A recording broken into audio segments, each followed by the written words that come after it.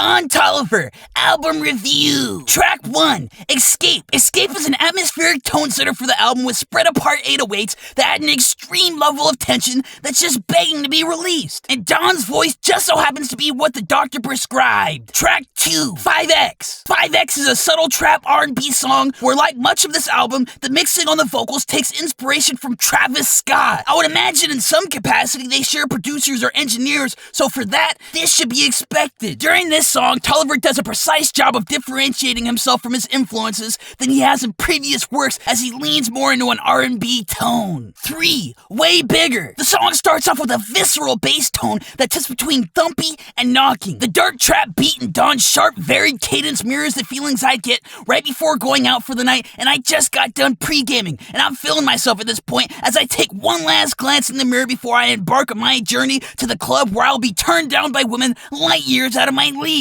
But it's this song that enables me to act so boldly as to shoot my shot. This song for me defines what it's like to be a Don, and the outro was so pretty and soulful, I just wish that Don expanded on this idea a bit further. I have just one qualm with this song. The line where he says, "With a bad bitch through the whole pandemic." I know he's talking about Kali Uchis. I'll admit, I spent a couple sleepless nights before praying on this man's downfall in pursuit of her, and I mean really praying. But as a professional, I must hold these reservations for later tonight after I put this review up and I could unabashedly hate on this man's entire romantic life until the big man in the sky answers my prayers. Please, God, I want her. As I play through the songs, I stumble upon track 6, Double Standards. I was selfishly hoping for R&B because Don's voice is so warm and unique, and by golly did he deliver. Love this because it showed his sound is much more diverse than some of his previous works presented. The beat was a nice twist on R&B, and the down south chopped and screwed tight sample that would float in and out of the song was a nice touch as well. Track 8, Drugs and Hella Melodies. Great sonic chemistry between Kali Uchis and Don Toliver. Kali's hook feels like a diary entry, while Don's verses are a response to those journal entries which communicate his thoughts through her through a dream. Sensational song for its odd, spacey, romantic moodiness. Tracks 9 through 12, I'm starting to get a bit fatigued by Don's sound, and I'm looking for more variety and contrast. Track 12 tries to answer that with Baby Keem, but for me, this song feels disconnected from itself as a whole. The two parts of this song feel like you're trying to connect Lego blocks and Mega Bricks. Track 13, Smoke, is a bit of a highlight for me here. It comes through with a pretty tone and an energetic atmospheric aura about it. There is an exciting variety with the features that mixes in a profound manner like the flavors in leftover Italian food. At this point, I find what I was looking for in this album, because at times, Toliver has a hard time keeping my interest over the course of some songs. Last highlight for me was track 15,